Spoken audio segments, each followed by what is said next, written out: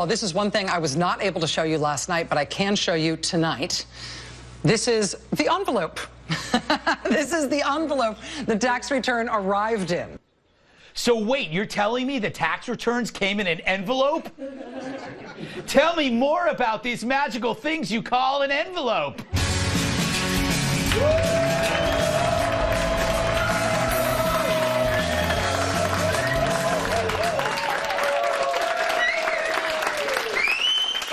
She put the mad in Maddow. Yes, it's been a little bit of a hullabaloo around here this evening. I apologize for being a little flustered. People literally were tweeting at me, "Shut up, get to Rachel." You may have heard, we've got some significant breaking news tonight. Donald Trump's tax returns. Tonight, we have this exclusive first look at their reporting at what they have obtained. In just a second, we are going to show you exactly what it is that we've got. We have obtained this, but this is all we've got. This is all we've got. I think we found the title of Rachel Maddow's autobiography.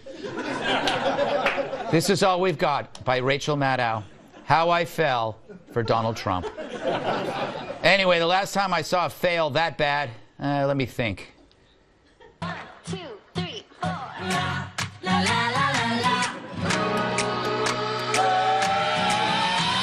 Whatever happened to predictability? Oh, I expected so much from that. Or maybe it was this. So when you need me, darling, can't you hear me? SOS. Yep. Or maybe it was this. Now, having said all this, why aren't I 50 points ahead, you might ask? No, it was that bad. Talk about a stunt blowing up in your face. Even Geraldo was like, whoa, glad I'm not her. Right now, he's thanking God for Rachel Maddow. No more drunks shouting Al Capone's vault at him when he's on his yacht. It's now Rachel's returns. Her segment reminded me of those YouTube pranksters. You know, all this build-up before the trick goes really bad. I know, right? Oh! Down the rock, yeah.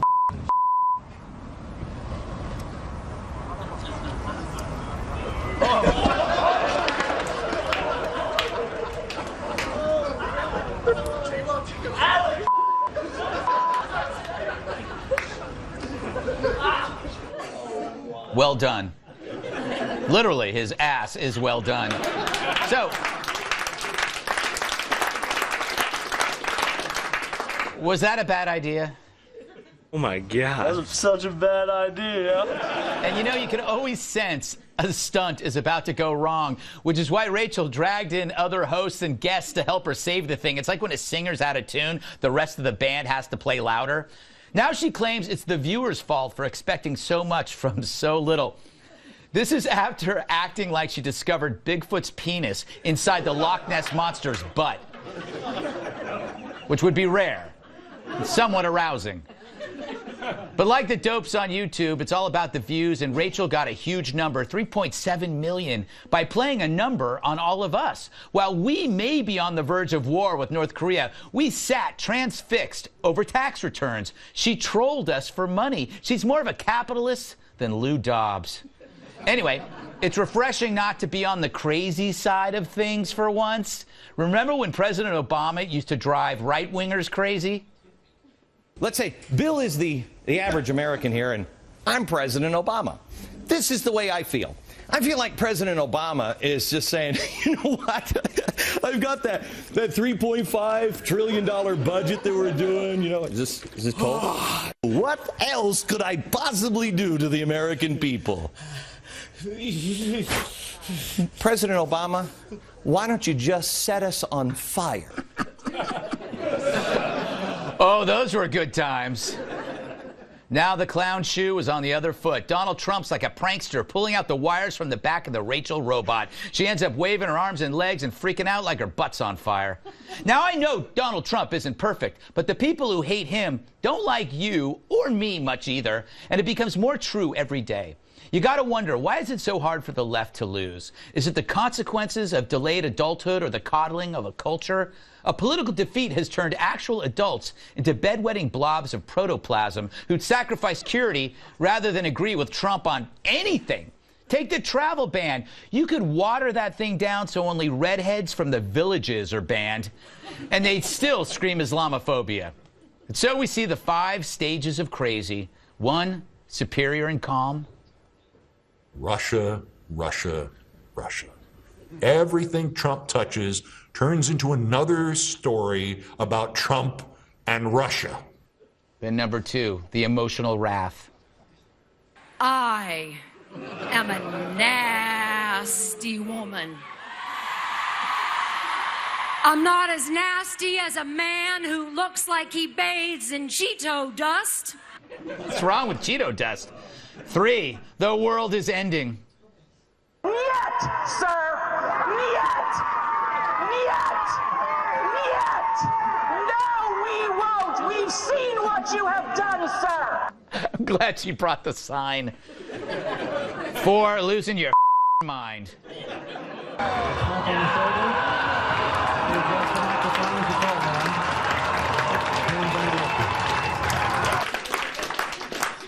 But then finally, there is acceptance. Join us. We're having a good time.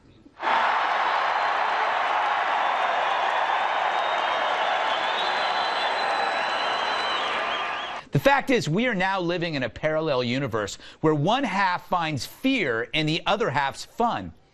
So what side would you rather be on?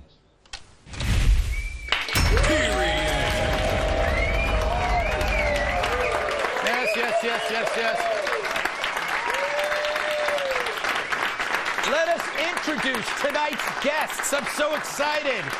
He is so cool. He is so cool. The Fonz has a poster of him on his wall. World-class bodybuilder, parasailing extraordinaire. It's Lou Dobbs, host of Lou Dobbs Tonight on the Fox Business Network. Like a Times Square billboard, she's always lit. Fox LA anchor Lauren Sivan. He gets iron in his diet by eating actual iron. Retired Special Forces Master Sergeant Terry Shepard. And she's saltier than the rim of a margarita. National Review reporter, Fox News contributor Kat Timpf. So, Lou, what was your take on the whole tax return thing? She got 3.7 million viewers, huge demos, great numbers. But how many times can you do that? Yeah, I was wondering that very thing, and I'm glad you put it that way, because I was actually, what I was thinking was, why couldn't I have that 3.7 million Yes. viewers? But at that expense, to actually have Stephen Colbert go after you, I mean, the left turned on her so quickly. I mean, I was astonished that they showed such an unfettered desire to cannibalize their own. And at the same time, I was absolutely sure they had done the right thing. Yes, it was so much fun. And I love the word unfettered. I don't even know what it means half the time, Lauren, but that's what I like. I like all of my things to be unfettered, including you. What was your take on the event of the week, I would think? This is the event of the week. It is the event of the week. Yes. I think that we don't like being duped. We don't like being lured into, the champagne room only to be swindled. And we definitely don't like being duped by, like a highly caffeinated CPR dummy. Yes. She's so wound up. And so she's really selling it, and yet, the product doesn't deliver. No, it didn't. And I have been duped in the champagne room, I know you know the feeling. I know. Well, that Tyrone. Those were not real abs. Hey, Terry. Good to see you, as always. Good to see you. The great thing about this is I don't think there's going to be... I'm just happy for Geraldo. Because now he's free. All the heat's off of him. He's free from the vault. Yeah. And I don't think there was never an Al Capone's Vault 2. So I don't think she can do this again. No, you're right. By the way, I think you actually enjoy being fettered. Okay. That's really what it is. Yes. A. 2, I looked at the wrong camera. And 3, I think, as the Joker has been said, you know, sometimes someone just likes to watch the world burn. I have to admit now, I'm one of those dudes. I have had such a good time watching these guys just melt. I mean, it was awesome on election night. When Trump was winning, you could just see that, and you can see it now. It's going to continue like this. I mean, I wish Donald Trump would be a little more difficult to attack. He could make himself a little less... Make himself a smaller target. Make himself, as we say in the military vernacular. Yes, thank you, well done, sir. You and I, you know, we speak the same language. I was born a small target. Yeah. I would have been great if I chose to fight. Yes. But I didn't, because I'm a conscientious coward. You know what, Greg? I think you're being hard on yourself. I disagree. Oh, well, thank you. I think it's very brave to do this show the way you do it. Thank you. Continue with your applause until you're exhausted. All right, Kat. I have this belief. I feel that this is like a mirror reversal of the effect that Obama had on some people as well, right? I mean, it kind of happens. It's like. You mean Barack Hussein Obama? Yes, Right. yes. But it was like, you know, Obama made Beck. Could Trump be making Rachel? Maybe. This was just so embarrassing for everybody, though. Like you said, people on the left had to admit that. I mean, 2 pages from 2005. That's like the part where you write, like, name. You know, his name is Donald Trump. Oh, my God. That'd be like if people were threatening to hack my phone into my photos and say, we're posting all these pictures of Kat that she didn't want us to see. And then it just wound up being like the pictures of my food that I took before I found the one where it looked delicious enough to post it. Yes. You know? But then she's still stroking it. She's still like, well, what else is there? Like, be like, oh, is the food in Russia? Is she eating it in Russia? Why wouldn't she post it? She's not giving up, even though everyone's telling her, come on, lady. Yes. They need a tax return intervention. They need to bring her in, all of her close friends to sit down. Chris Hayes could be there and tell her how much he cares about her. And then she gets on a plane. She flies to Malibu. You know, they always fly to Malibu.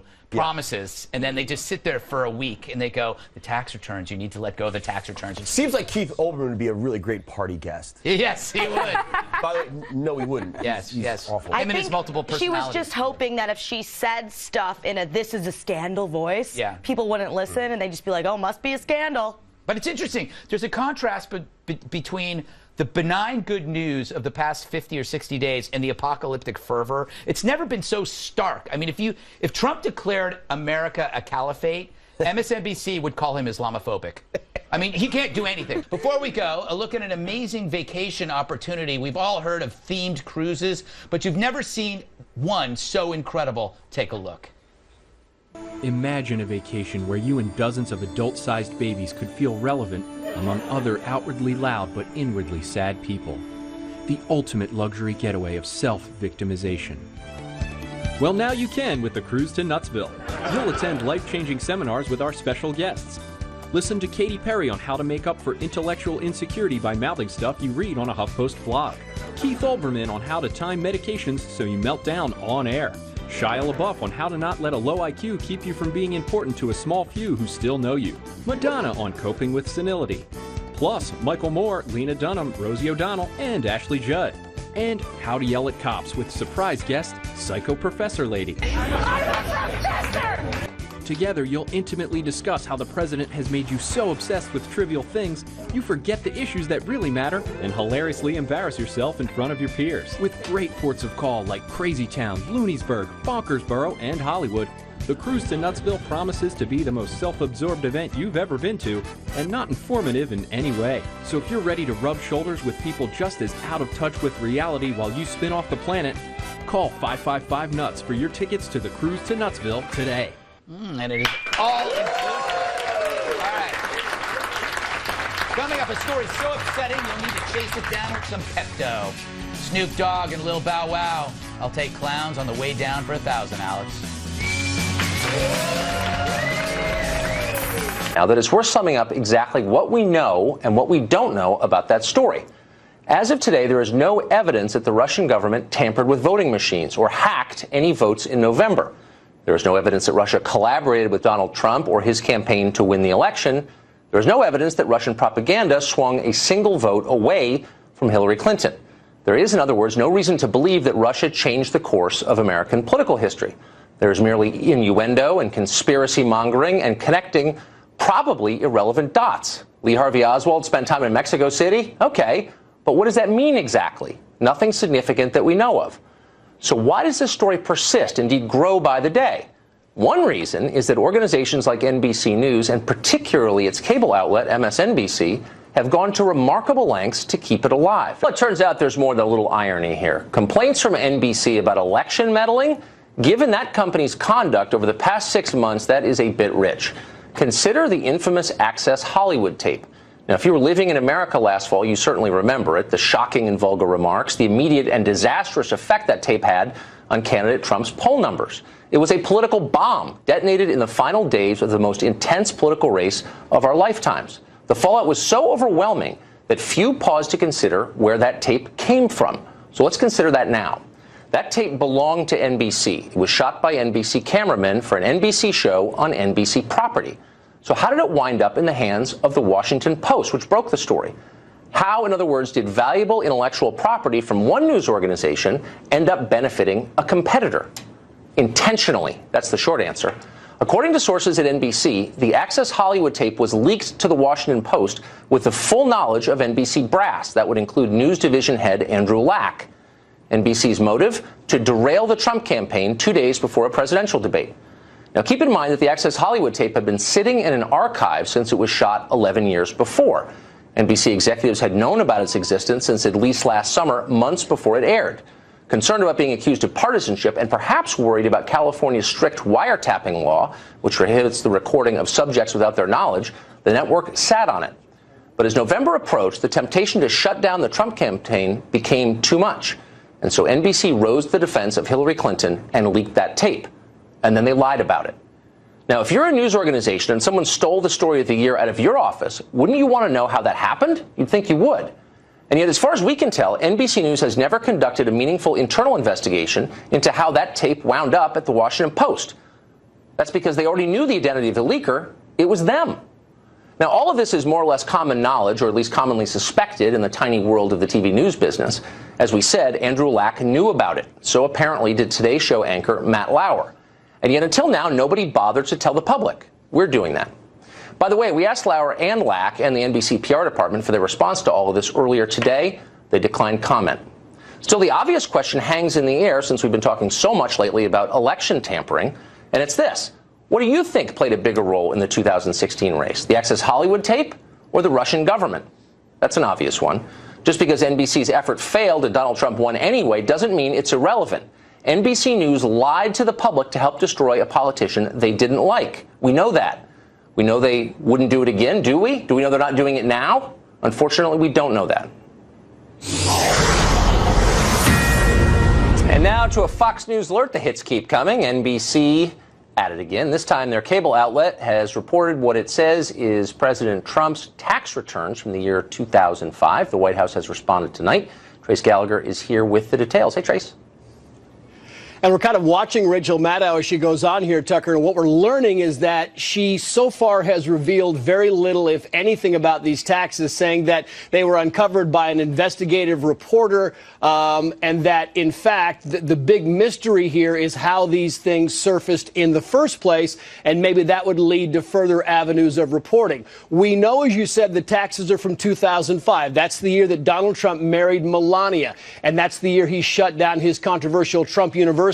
It was also his second year on The Apprentice on NBC. The White House tonight responded to MSNBC saying that in 2005, Donald Trump paid $38 million in taxes on $150 million in income, and that he paid no more than he was legally required. Now, the White House went on to say, and we're quoting here, "You know you are desperate," referring to MSNBC, "you know you are desperate for ratings when you are willing to violate the law to push a story about 2 pages of tax returns from over a decade ago." Of course, income wouldn't be the big revelation here, considering that we know in 1995, Mr. Trump declared a $916 million loss, which would have allowed him to legally avoid paying any taxes for up to 18 years.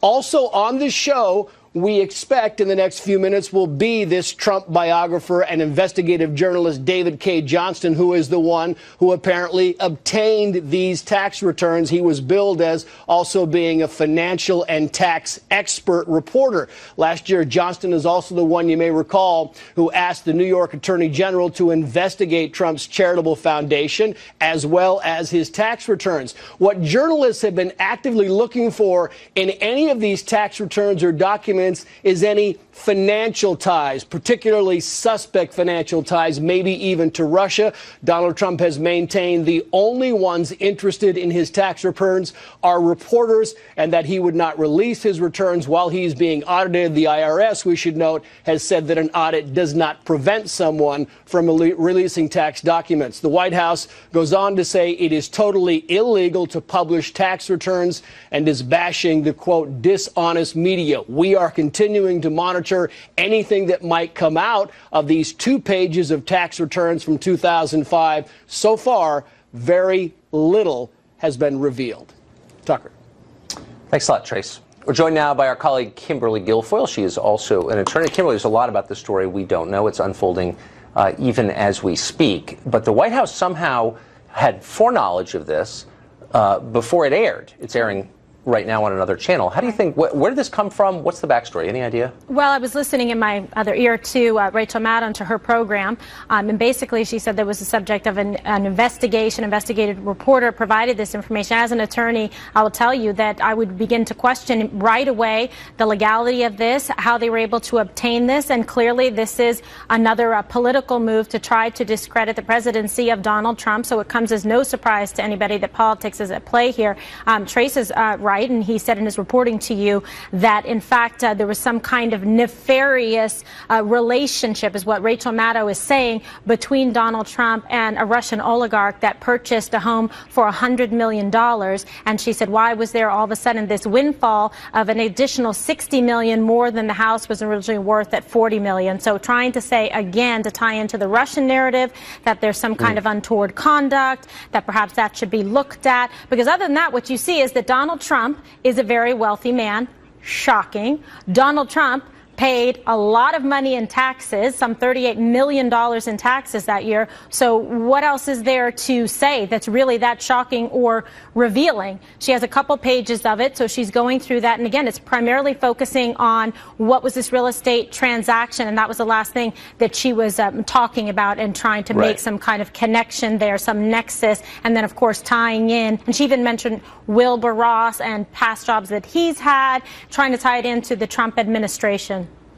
Right. Who was seen, I think, on the grassy knoll. If anything, this sort of highlights the need for tax reform. So $38 million on 150, if legal, and they're saying it is, no one's alleging otherwise, is a much lower rate than I pay. So there's that. And he has suggested, in fact, tax reforms himself, you know, in terms of saying what people should be able to pay, et cetera. So to me, I'm not sure. I mean, perhaps they're going to get to more on the story here. Right. But obviously, yes, this is an attempt at a ratings grab, an attempt also to try to, again, like, poke the cage politically and, you know, stir the pot as it relates to the Russian relationship, which you've seen that really heavily covered by the mainstream media, you know, almost every single day, to the point of exhaustion. And that's what we're seeing right now again. So to me, so far, legally, there doesn't appear to be any propriety whatsoever as it relates to the return, which was properly filed based on the tax laws at the time. Right. Was it properly obtained, though? That's the question. I think most of us file our taxes and imagine they're kind of private information, sacrosanct, actually. So how would something like this become public? So she's saying that somebody has turned this over to them, or to the powers that be at MSNBC, or to her team. She's an investigative journalism. But somebody should get to the bottom of this, because the IRS or other people, this is just, again, more of a story we've been covering, which is leaks. More leaks. Who, in fact, would turn over this private and confidential privileged information? They're doing so at their own peril, because if you find out who did this, there could be serious, legality issues here. And also, I'd be concerned, as a journalist, if you proffer this information and essentially publish somebody's tax returns and their private information. Yeah, I mean, what's ironic, of course, is I think a lot of people in the press assumed that President Trump had paid nothing in taxes. That was certainly the allegation, and he didn't really deny it, actually, during the campaign. Here you have him paying $38 million on 150. The final question, is there any scenario that you can think of where a tax return might be public, other than if it was released by the person who filed it? Yeah, other than somebody filing it themselves, no. But she doesn't have the complete return, so there's just a couple pages that she's focusing on, I believe, like the 1040 statement. So, we'll have to see what the rest of the reporting on it, reveals. But right now, the headline, the thrust of it was Russia, real estate, oligarch, buzzwords that they're using to try to demonize and scare everyone. But they like to throw out the oligarch thing because that makes everybody shock and awe. Russia. Right, Russia. KG, it's great to see you tonight. Thank you for that. Just don't say KGB. I will not say KGB. Oh, my goodness. Well, we're joined now by Joe Concha, who writes about media for The Hill newspaper here in Washington. So, Joe, great to see you. We opened the show tonight with the story that I think is significant. It's come to our attention, and it's true, that NBC brass, the people who run it, Andy Lack, who runs the news division, knew that the famous Access Hollywood tape was being leaked to the Washington Post, that it was done intentionally because they wanted to distance themselves from it, but they wanted to hurt Trump before the presidential debate 2 days later. Does that come as a shock to you, who covers television? Well, first I have to push back a little bit. We don't know definitively that Andy Lack had knowledge of that. I understand that it's scuttlebutt within our bubble, but we don't have a definitive report or confirmation of that. I can say that definitively, yes. Okay, you can say that. I'm hesitant to do that. Right. Look, I would think that given that tape, Access Hollywood, bombshell revelations, would have not only changed the presidential election, but the entire course of the country forever. Think of Trump, Clinton, the different agendas, Supreme Court justice, you go down the line. It is huge. And I would think, I get it's 11 years later and you got to connect a lot of dots and go back, but you at least try, and you at least try to do an internal investigation to figure out where that tape went, because I'm sure that more than a couple people know exactly what happened there, and you at least make the effort. But from what I can tell, that effort hasn't been made, or it hasn't been made public that it's been made. And I would think if they did make an investigation, they would make that known to the public. And we asked them today that exact question. Where's your internal investigation? And they refused comment. I mean, look, if someone stole the biggest news story of the year out of your office, you might want to find out how that happened. But the bigger, if you take 3 steps back, story is this. Here, a news organization had this tape, and no one's claiming the tape wasn't real. President Trump said what he said on the tape. Sure. I'm not defending it. But that was their intellectual property. They owned it, and yet they surreptitiously fed it to another news organization. Can you think of any precedent for that? Have you ever seen anything like that or heard of anything like that ever? No, I've never seen that actually happen, Tucker. But I'm sure that NBC News would have wanted their hands on it first, and how it got to the Washington Post. Again, that's what investigations are for, and that's why you conduct them. But this is how things are now in news, Tucker, in terms of reporters asking people to commit illegal acts and leak information. Nicholas Kristof, and I asked your producers right before I came on, can you put together this tweet real quick that he put out last week? Nicholas Kristof won Pulitzers at the New York Times, and he actually solicited information on Twitter saying, please send Donald Trump's tax returns. There it is on screen. Here's the New York Times address. And he asked the IRS to do that, an employee there. You know what that is, Tucker? When you actually steal and leak that kind of information, if you're an employee, a federal employee, it's a felony. And you have journalists asking regular people to commit felonies in order to advance a story, a narrative. It's sick. And the New York Times executive editor, Dean Baquet, also said last year he was willing to go to jail for 5 years if he could get Trump's tax returns. So he is setting the example at the paper of record that illegal acts and leaks should happen if we can get the story. And that is the sad state of journalism in 2017. Well, and not just journalism. I mean, speaking for myself, I always want more information, almost no matter where. If Satan handed me relevant information, I'd run with it because it's the information that matters. What I'm struck by and frightened by is the idea that federal employees who have so much of our information, intimate information, and they safeguard it, supposedly, we pay them to do that, would be leaking in order to hurt people they disagree with politically. That's scary. From behind a cloak of anonymity. I mean, that's when you get government trying to destroy people on the basis of difference of belief. I mean, I can't imagine anything scarier than that. No, it should be very alarming for everybody out there. And with this report on MSNBC tonight as far as the 2005 tax returns, the real story I can see so far is that those got leaked by somebody. Not what's in them, as far as I can tell, unless they're saving it for the end of the show. And that's what should be the lead story tomorrow, not what's in them. And I'll be very curious to see exactly what the New York Times and Washington Post and all of traditional media lead with in this situation. Well, I mean, and sort of bring it back to the first story very quickly. So the Access Hollywood tape breaks end of the first week of October, right before that debate. October 7th, yeah.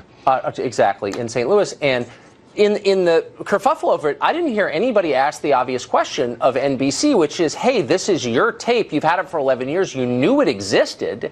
How did the Washington Post get it? Why did nobody ask that obvious question of a news organization? Because everybody loved the narrative. Everybody saw that as the end of Donald Trump, and that blotted out the sun, and no one bothered to say, hey, where did that come from, by the way? So, look, this happened once before, by the way, and I know you got to go soon. 2004, remember what happened with Dan Rather? He does that report on George W. Bush and his guard service, and it was based on forged documents. CBS at least did an internal investigation, and they had accountability shown there as Dan Rather was shown the door. And that's what you got to do in these situations. Find where the leak is and show that you care. That's all I ask. It's just what's interesting to me that news executives are so partisan or feel it their mission to destroy a politician. And this is not a defense of any specific politician, only a defense of traditional journalism where you're not partisan, that they would feel that so overwhelmingly that they would give up a big story, that they would hurt one of their own employees because they're that committed to the cause of getting a specific person elected. Like, that's the behavior of a political consultant, not of a news division chief. Let's put it this way, Tucker. Jorge Ramos won a Walter Cronkite Award yesterday. Jorge Ramos is a known advocate. He is not an anchor. That's right. But he has a mission, and the mission is to take down Donald Trump at every chance he can. So then the people behind the Walter Cronkite Award, which is obviously an iconic name in this business, and they say, we're going to give it to Jorge Ramos, not because he's doing good journalism, because we agree with the message. And that's the state of journalism today, where it's all about the narrative and not about the responsibilities that we're supposed to have, which is to be objective. Here's what Ramos said last year. He said neutrality is not an option when it comes to Donald Trump, and he gets a Walter Cronkite Award. Right, and the problem is not that they have opinions. I have tons of opinions. The problem is you're not an anchor. You're so emotionally engaged in a story that you can't see it clearly. You should not be covering it. If you're waking up in the middle of the night in rage over something, whoa, back off a little bit, and these people aren't. Will you stay right there for a second? I want you to react to this. This here is the full statement from a senior administration official about tonight and about those tax returns from 2005. And we're quoting now. Okay. You know you are desperate for ratings when you're willing to violate the law to push a story about 2 pages of tax returns from over a decade ago.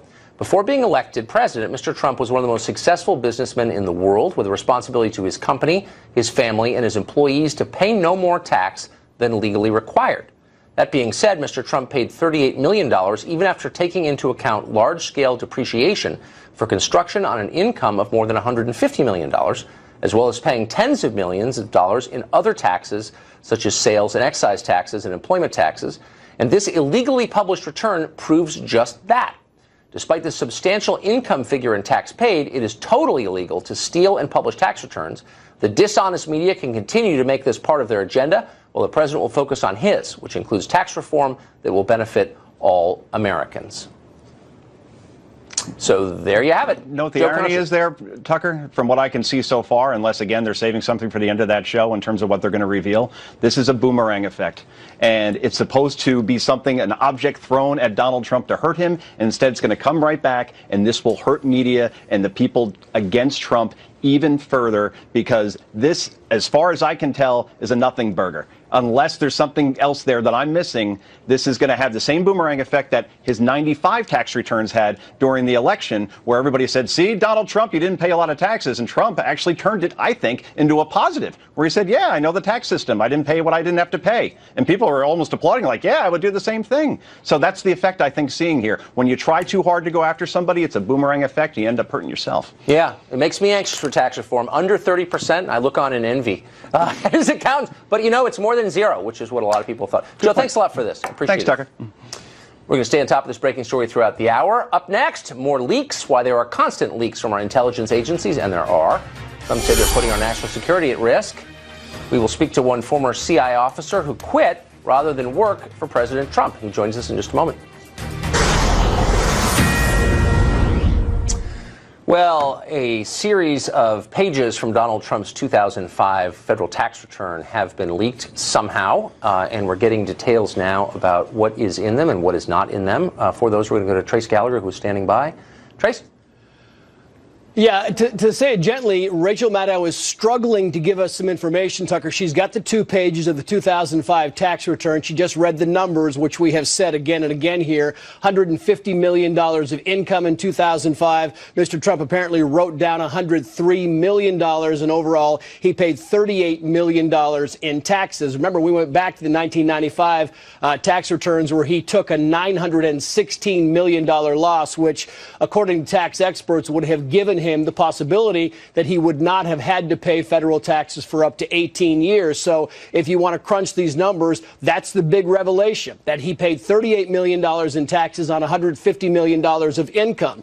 We've been watching the show now for 19 minutes, and what is happening here is there's been a lot of speculation. They talked about possible ties to Russia. There was no evidence provided. Possible ties to Turkey. There was no evidence at all provided. They talked about the U.S. attorneys being fired. Again, no connection between that and the tax returns. And over the course of 4 or 5 minutes, she asked a series of questions and again provided no answers, speculating, is it possibly because Trump didn't pay enough in taxes, didn't make as much money as we thought he made, didn't make enough donations as everybody has thought he made? Bunch of speculative questions, very little in the form of answers. We're still watching again this investigative journalist who apparently obtained these tax returns. We've now learned they were actually put inside his mailbox at some point in time. That's how he got them. They were sent over to MSNBC. MSNBC sent them to the White House, and we gave you the White House's response was that Mr. Trump paid his $38 million. He did not pay any more than he was legally obliged to pay, and they went on to criticize the network for actually illegally obtaining documents for nothing more than ratings. That's a paraphrase, but in essence, that's what the White House said about MSNBC. Big ratings, maybe, but as far as information, Tucker, so far, very, very little. Trace Gallagher, watching that on our behalf, and we're grateful that you did. Thanks, Trace. Yep. Well, tomorrow we're on the road with the president, leaving here, flying to Detroit. We'll be talking to him. We're going to be asking him questions about those tax returns. We'll bring that to you tomorrow night.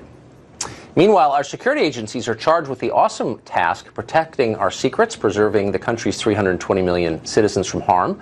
But ever since the inauguration of the president, that responsibility has been mixed with a lot of leaking government secrets to the press. Ned Price worked for the CIA from 2006 until this past February, when he quit rather than serve under President Trump. He says it was not a political decision. He joins us tonight. Ned Price, thanks for coming on. Thanks for having me. First, let me say, good for you. If you don't think you can work for a president, you should leave. You are a Democrat. You work for Democratic campaigns given to Democratic candidates. Fine. I guess what I'm saying is yours is the model I wish others in the federal government would follow, since the CIA exists to inform the president, not to make its own policy. And yet what you're seeing is people who've stayed behind, who are trying to undermine the policies of the president.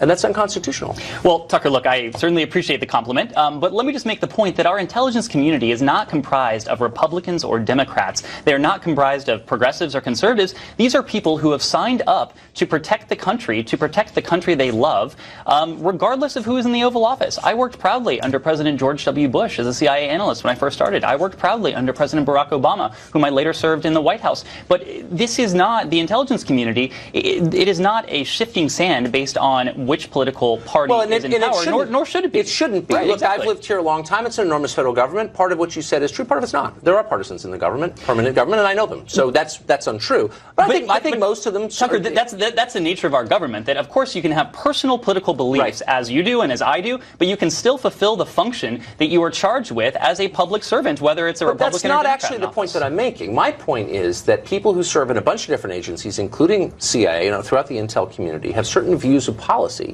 that they are wedded to.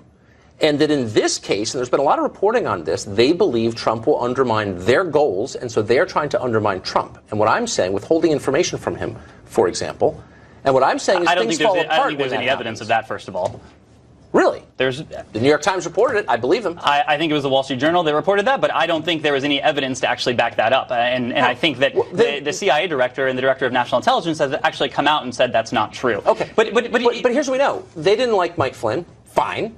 But then they destroyed him by leaking, and committed a felony in so doing, a transcript of his conversation, which was surveilled with the Russian ambassador. They're not allowed to do that. They did it to effect a political end, and we should be worried about that. Let me make the very important point that there is never any justification for the leaking of classified information. It is illegal, and it has the potential to put lives at risk. But there are other important points. Not just put lives at risk, destroy a life for political reasons. That's what they did. Yeah, exactly. And in the case of intelligence work, it has the potential to put sources at risk, sources in the field, people who commit treason against their own country to help the United States. It has the potential to expose them and to, leave them to the will of their government. No, it's not just about agents in the field. It's about me and you and anybody else. But here's what bugs me. Look, I appreciate our federal employees, including in the intelligence community.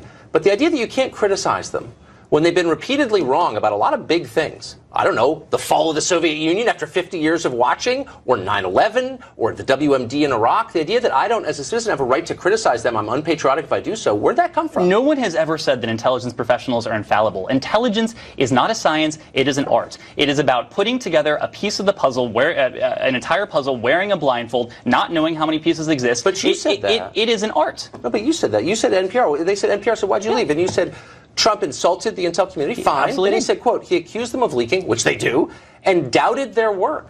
What's wrong with that? There is nothing. Isn't that my right? There is nothing wrong with doubt, with being skeptical. What the point I was making to NPR is that President Trump, who was then the GOP nominee at the time, in the third debate, just casually cast aside the high confidence assessment of all 17 intelligence community agencies that Russia had meddled in our election. He didn't have any proof otherwise. He didn't have any justification for it. He just said he didn't believe it. Well, they didn't have any proof either. And by the way, all of our Stansfield Turner, who ran CIA, as you know, for an awfully long time, said when the Soviet Union fell, no one there knew this was going to happen. Tucker, is someone that's not crazy. A consensus is not the truth. As someone who spent years working on analysis within the CIA, yeah. I know that a high confidence assessment, there is something to that, and a high confidence assessment that is signed onto by 17 intelligence communities agencies, all 17 agencies. Are there really 17? What are the 17 intelligence agencies? People throw that around. I don't know what they are. What are they? There's a CIA, there's a DNI, there's a DIA, there's the FBI, there's the NSA. You can go on and on and on. No, that's 5. I mean, I don't know that there are 17 intelligence agencies. Why does everyone say that? I'm just sincerely. Okay. I wish someone would. Will you email me and tell me what they are? I can get you a full. Because every night the guest is like, all 17. Really, what are they? If you want to know all 17 of them, I'm sure we can provide that to you. I hope you will. But that's beside the point. The point. No, it's the point. It's that the point is, look, you're claiming knowledge of something that you haven't produced. If you're going to affect the political process with a claim, I, as a citizen, have a right to know what the heck you're talking about. Tucker, they produced their report. I read it. No, you didn't, because it's classified. No, I read the public. Summary of it. Yes. And it didn't tell me anything. Well, I'm sorry that's how you feel, but both in that January report and then in the October attribution statement on October 7th, all 17 intelligence community agencies signed on to this statement with high confidence that Russia was behind this. Subsequent to that, in January, they produced a classified assessment and an unclassified assessment that laid out their case in great detail. You certainly read the unclassified version, but there is a classified version that has data points. We got to go. We're out of time. Ned, it's great to see you. Come back. We'll be right back. Well, despite the bold pronouncements of congressional Democrats, and of course MSNBC, which is hyperventilating even as we speak, here's what we actually know. There's still no evidence that President Trump's campaign was co-opted by Moscow and its agents. But much like a cargo cult builds runways in hopes that cargo planes will land on them, some don't believe it.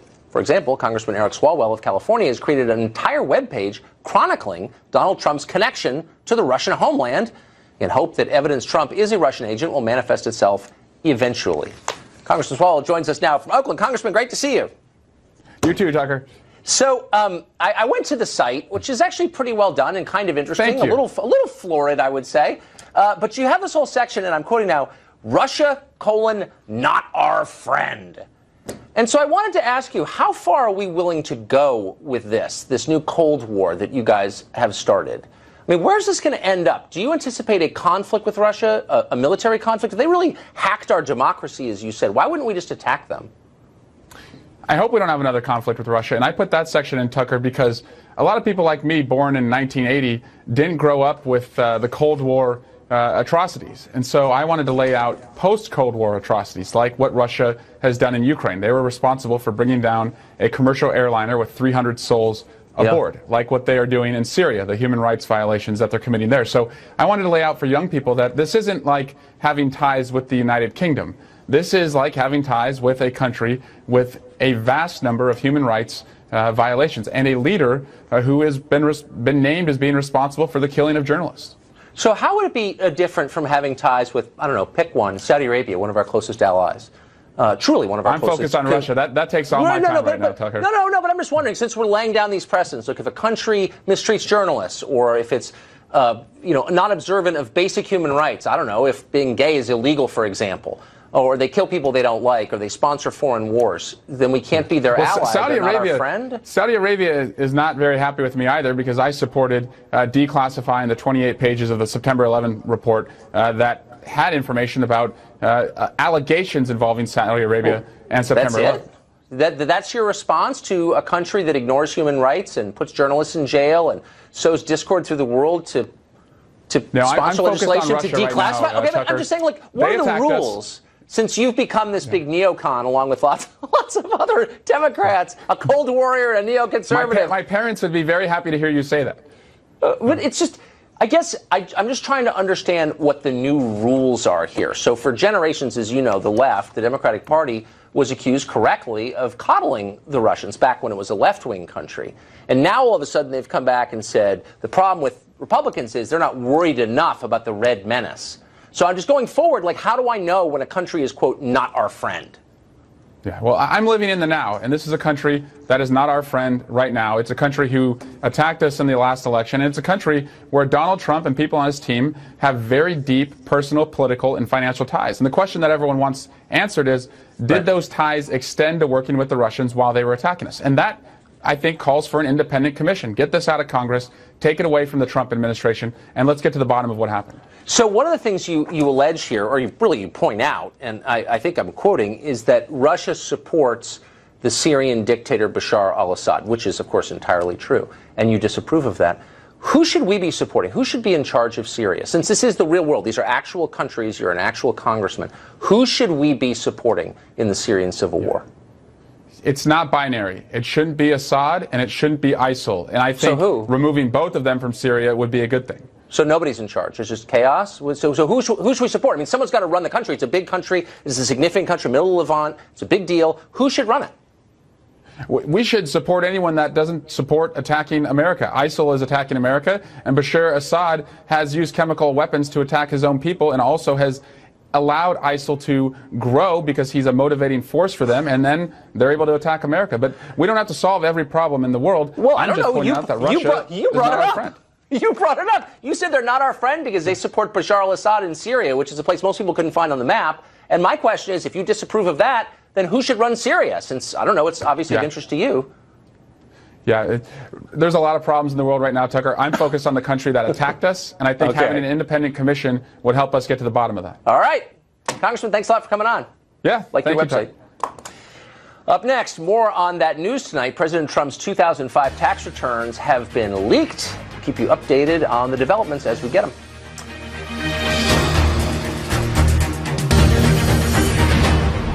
Well, as you've already seen multiple times tonight and last night and for the past 3 months, there is very little substance at the heart of the Russian conspiracy story. Yet that hasn't stopped the press and a lot of politicians from building an entire James Bond film inside their heads. Senator James Lankford serves on the Senate Intelligence Committee. He's actually seen classified information related to the Russia investigation. He said he's fed up with these myths. Senator Lankford joins us now. Senator, thanks for coming on. Yeah, glad to be with you. So there's a lot about this story that I find confusing, but the one thing I understand is the core of the story, which is Russia affected the outcome of the 2016 election. Is there any evidence to suggest that's true? No. In fact, no one legitimately makes that accusation that if it wasn't for the Russians, then Hillary Clinton would be president. But it still seems to come up over and over again. And quite frankly, the more the Democratic Party runs with that, I think it only helps Republicans because that means they're not dealing with their policies, that it's not dealing with all the things that were the real reasons that Americans didn't vote Democratic this last time. They voted That's for the way Republican. it seems to me, and I never have thought Russia wishes us well, and I'm sure they cause all the mischief they're capable of causing us. I'm not a defense of Russia, but as an explanation, I've always thought it was bizarre. My question is someone who works with Democrats, doubtless you're friends with Democrats, you're a senator. Do they really believe it? Well, I think some do. I think some have this sense that it's Jim Comey's and the Russians' fault is the reason that Donald Trump is president. And the more they can raise the Russia issue, the more they can try to delegitimize the Trump presidency. And they're trying to put two things together. One is there's solid evidence that the Russians were engaged in trying to be able to affect our outcome. And it's not just the outcome of the election, just elections, period. Right. If you go through Eastern Europe, they're trying to destabilize every democracy there. They feel like it helps them if they push others down. It's no different than a 7th grade bully making fun of every other kid, saying I can elevate myself if I can try to push everyone else down. So they're constantly trying to attack and destabilize every democracy. It's the reason Putin brought in a big dog with him when he's meeting with Angela Merkel, because he heard that she was afraid of dogs, and so he wanted to bring a big dog. That's just the kind of the nature of what Putin does, is try to intimidate, destabilize, delegitimize.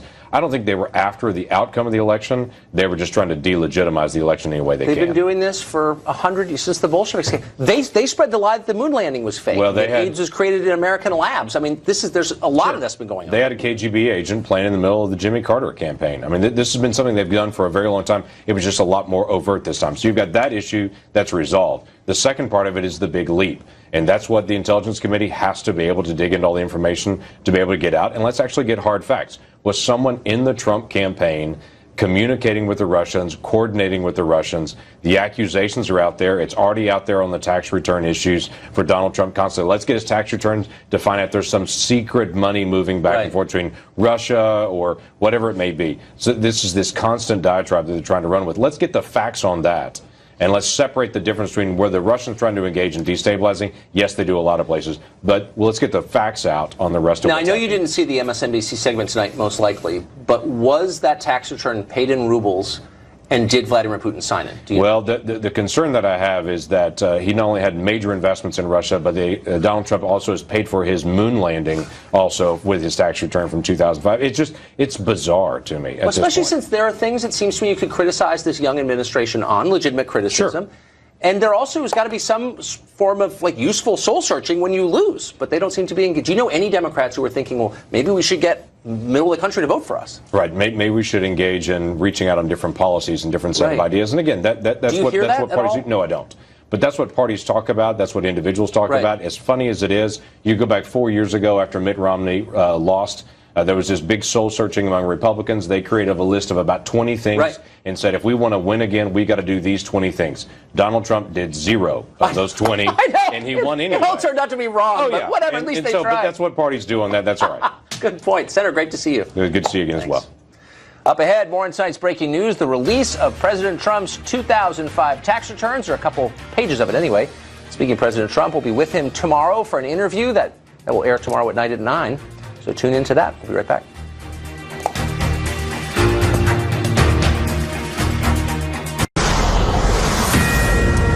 Well, President Trump's 2005 tax return has been leaked to the press. He paid about $38 million on about $150 million in income. That's about 25% effective federal tax rate. So it seems kind of low to those of us who are paying more than that. But here's some perspective on this. We did a little math in the commercial break. President Obama in 2015 in his federal taxes paid 19.6. So that's a lot less. Now, Senator Bernie Sanders, who thinks everybody ought to pay way more taxes because the rich are shafting the rest of us, what did he pay? 2014, Bernie Sanders paid an effective tax rate of 13.5. That's more than 10 percentage points lower than Trump paid in 2005. What does it all mean? I don't know. Trace Gallagher is here to figure it out. Trace? And we just heard from the journalist who actually obtained the tax returns, the 2 pages. They were put into his mailbox. He thinks they might have been put there by the Trump administration. He says his big reveal is that Donald Trump paid $31 million in alternative minimum tax, which he's against. He said without that, he would have only paid like $5 million. This was a lot of hype, very little content, and the viewers did not like it. Some tweeting, is Rachel Maddow filibustering her own show? Another saying, why won't Rachel Maddow release Donald Trump's tax returns? What is she hiding? very little information coming out of those returns. He's paid a lot more in taxes than Bernie Sanders, though. How hilarious is that? Trace, thanks a lot. Appreciate it. We'll be right back. Just a minute. We're hitting the road bright and early tomorrow to interview President Trump. We'll be showing that to you tomorrow night at 9, so don't miss it. You can go to our Facebook page, TCT, send us your questions. Sean Hannity is standing by tonight. Don't miss that. See you tomorrow.